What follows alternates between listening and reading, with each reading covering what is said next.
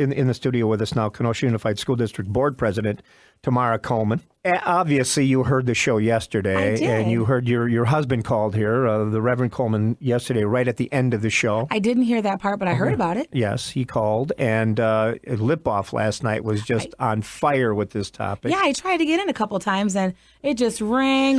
So I figured it was really busy. Yeah, it was, yes. When it's a local topic like this and a hot local topic. Now, let's give the backstory to everybody before we go any farther. Okay. There was a committee appointed. Now, did the Kenosha Unified School District appoint this committee? What happens is we have a policy that we allow ad hoc committees, they're advisory committees, Okay. to be formed. So the Board of Education has to approve the superintendent to form any ad hoc committees unless the board directs to have an ad hoc committee. So yes, the Board of Education said we will have this ad hoc committee, the naming committee of Bradford Stadium, and so we gave permission to Dr. Sue to do so. Okay, that would be the superintendent of schools. That is correct. So she, in the long run, was the one who picked the names or appointed the names? Well, no, I won't say that. Anyone that submitted their name, Lenny, was given the opportunity to be on the committee. So it wasn't picking anyone. Anyone that submitted interest, we advertised 2 different times in the newspaper and local media outlets. So the committee, after all was said and done, met, 3 times? They met 4 times. For about 2 hours each meeting. The report. And after sent their recommendations to the board? That is correct. That's how ad hoc committees work. Okay. They're advisory, and then they send their recommendation to the board with all the fact findings. That's the purpose of our advisory committees, is to go do any fact finding. They weeded out anyone that didn't qualify, all that kind of stuff. Yes, we had one of the committee members call yesterday and give us a list of the names, and there was a lot of them I could see. Well, first of all, you have to be dead. For 2 years. For 2 years, yeah. And the policy...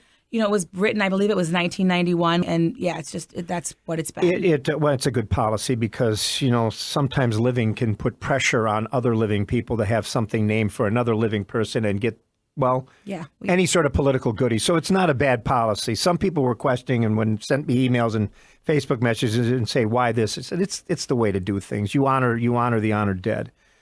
So the committee ended up sending a recommendation, 12 votes to 4, 12 votes for Mary Davison Bradford. Correct.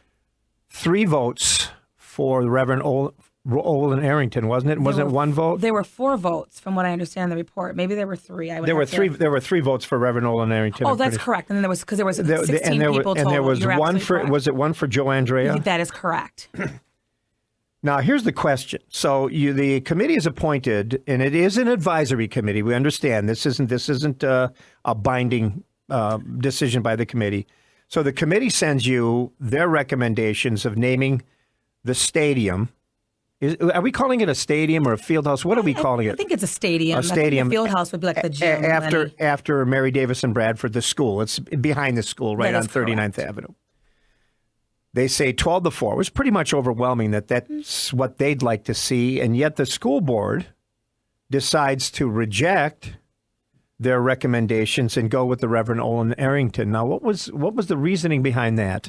Well, let me just back up a little bit. So go ahead. When an advisory committee is set up, Lenny, it truly is that advisory. Mm-hmm. And when the board looks at whatever they're advising us on or giving their recommendation on, we take that into consideration. It's not we take their vote or their recommendation and be it.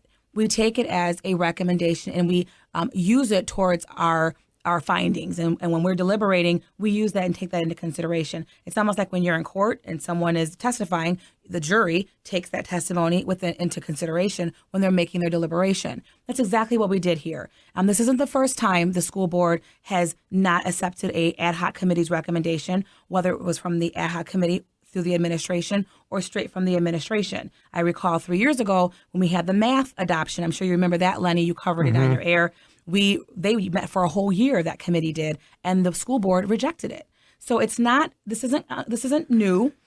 So when we get to the school board meeting, there was a lot of discussion.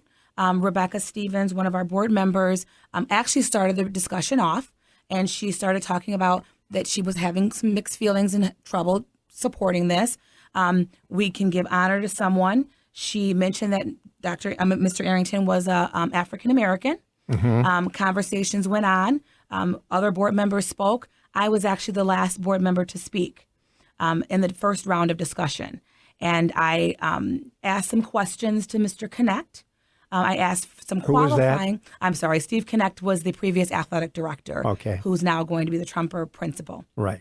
I asked him some qualifying statements to qualify. I made a comment and I asked him to qualify my statement because I was giving some data and I wanted to be sure my data was What accurate. were those comments? I asked about after Mrs. Stevens alerted us that Mr. Arrington was African American, we had an opportunity to honor him. I asked for qualifying statements of we have 42 schools, 7 of them high schools, we'll have 3 stadiums, and I thought we had just 1 African American, and I asked Steve to at one school named after one an African school, correct, which should have been Mary Lou Mahone. Correct. So I asked Mr. Connect to qualify my statement for data purposes. He corrected me and said I was absolutely correct, and then I went on to share my concern that we're giving honor to Mary D. Bradford again. And I had to kind of agree with Rebecca that these opportunities come, as you know, so far and few between. And I just couldn't wrap my head around why again. I'm a Bradford alumni. Okay, I cheered at Bradford for 4 years. Mm-hmm. I played varsity basketball. I bleed red every day, like all the other Red Devils. It's ingrained in who I am. However, I couldn't wrap my mind around why we would not give someone else the opportunity to be honored. Whether it was Andrea or Arrington or someone else, I just couldn't wrap my head around that. And so when Mrs. Stevens made the motion and Mrs. Schneider to my left seconded the motion, we went through a roll call vote, and I had to go with what I really felt, which is no disrespect to Mary D. Bradford. She's an amazing woman. She did amazing things, which is why she has the school named after her and why she has a church named after her.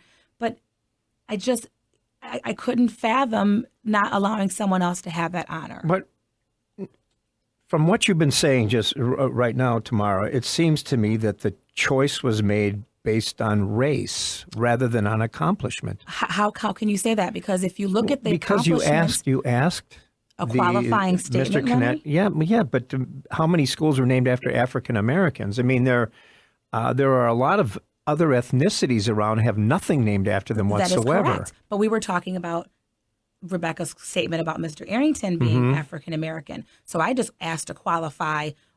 Is that true? Let's look at what we really have in front of us. But you did say there's one go around on something like this, and this was your opportunity to name the stadium after an African American. That is not what I said. I said what I said is we have an opportunity to give honor to someone else. I didn't say anything about it being specifically an African American, Lenny. I stated specifically that we have an opportunity to give someone else and to have that honor, that name to have an honor. Okay. Everyone else has made this about race because I asked a qualifying statement. I've been on this board for 5 years. You know me very well. You've seen the transition that our board has had since I've been president, and I'm honored to do that. I'm honored and humbled at the opportunity to be able to represent my community and my school district. But you've never heard me in the 5 years I've been on this board bring anything up about race or make my votes or my comments racially to divide anything. So to make it all of a sudden about race is, to me, interesting. So this was not about race. It was never about race. This was about accomplishment. Tamara, I have to ask you this before we go any farther. Why would you ask a question about race if you didn't expect to get questioned about race yourself? Because Rebecca Rebecca made a comment about being able to honor an African American. So I was kind of like, where are we here in Kenosha? We have 42 schools. So I was really getting a number and data on Rebecca saying that this is an opportunity to honor an African American. Where are we here with our schools? Where are we right now? Let's look at the data. We have 42 schools, and I said exactly what I said to you earlier, and then I asked Steve Connect to qualify my statement, and he did. I also asked Steve one other question. I asked him about, has any other schools in the state of Wisconsin, is he aware of any other stadiums, football stadiums specifically, were named after the school? He indicated that he had not done a thorough research, but to his knowledge, only one school in the state of Wisconsin, which is Wlip, right over the border here in Racine, Wlip High School. That was the only one that he knew, off his record of a school. So I asked him 2 different questions, and that was all I asked. And we went on for more discussion at the board meeting. Other people started commenting and wanting to speak, so I gave all board members as much time as they needed to deliberate. Why weren't, was it Mr. Falkowski and Mr. Wade there? They were not. Mr. Wade was on a pre-scheduled vacation. He had been, we knew that in advance. Mr. Falkowski had alerted us that he needed to do some work obligations that were tied to some vacation, so he was going to be gone quite a length of time out of town. Is this vote binding, or will you take another vote with these 2 members sitting in? This vote is binding because, as you know, anytime we take a vote, it's binding the minute that you take the vote per law. The vote is legal. I have yesterday. I wasn't on Facebook much yesterday. Was busy. But I went to Facebook early this morning, read everybody's comments, all the posts and everything that I needed to see. But yesterday, I had already reached out to Sue Savaglio-Jarvis, our superintendent, to ask her to actually alert her that I'll be putting this on the agenda for August 26th, our board meeting. Well, there's a petition out there now. Yeah, there's 2 of them I saw this morning. There's 2 petitions I saw. I'm not aware of the second one. Yeah, I saw a second one this morning. Apparently, it was started yesterday because I could see the date that it was yesterday. There's already 1,000 signatures on the first petition I'm talking about here, with people opposing the naming. If they come up with many more signatures than that, would the board change their mind or rethink their decision? I can't speak. I can't speak on behalf of other board members. You? I would need to talk to some more people to get. I really need to wrap my head around why Mary D. Bradford. Everyone just keeps telling me because it's a legacy, and and we've waited so long to get a stadium, and we have. I was a cheerleader. I hated not being able to cheer at my own home school. I get it. But I struggle, though. Your husband was on the committee. Yes, he was. He's on a lot of committees. Yes, and he's been on committees for many, many years before I was on the school board. He's been in this studio. He called yesterday. But do you see a conflict of interest with that, with your husband sitting on the committee making the recommendation and you as a school board president? And if so, should you have recused yourself from this vote? I don't, because Mr. Rizzo, Matt Rizzo, the football head coach, his father was also on the committee. And that could be considered a conflict of interest. Maybe he had a personal interest in the game. I don't know. But no, I don't. My husband's a taxpayer. We're taxpayers. He has a right to sit on any committee in this community that he wishes to sit on. He is his own person. He has his own opinion. It may not be necessarily the same opinion as mine, but he is entitled to it. And so he has a right to sit on that committee as well as anyone else. Yesterday, when I broached this topic, I brought up 2 R's. The first was race, but the second was religion. Okay. And this is where I made more of my points here tomorrow, is the fact is that it's the Reverend Olin Arrington. And I'm trying to think about any other public schools or public school structures that are named after religious figures. Martin Luther King. Martin Luther King Drive, Martin Luther King. Dr. King transcends something here, we're talking about. He was a political figure as well as a religious figure. Correct. For all intents and purposes, Reverend Arrington is a religious figure. And don't you see a conflict of interest there? I don't necessarily think he's a religious figure. I think he was a pastor, that is a religious figure. Yeah, but his capacity and his commitment to Kenosha was beyond the religious sector. I see that, but that happens with a lot of people in the religious realm. But he still is referred to as the Reverend Arrington, correct? Just like your husband, the Reverend Coleman. Absolutely. So you don't see any sort of a conflict of, especially with the issues with religion in schools and trying to keep religion out of schools, and yet we're naming a field, a stadium, after a religious figure. There's no conflict of interest there whatsoever? I personally don't think so, and that has never come up, and the school board didn't talk about the religious aspect of it. This is the first time you're the first person that's brought that to me. It's interesting. I didn't think about that.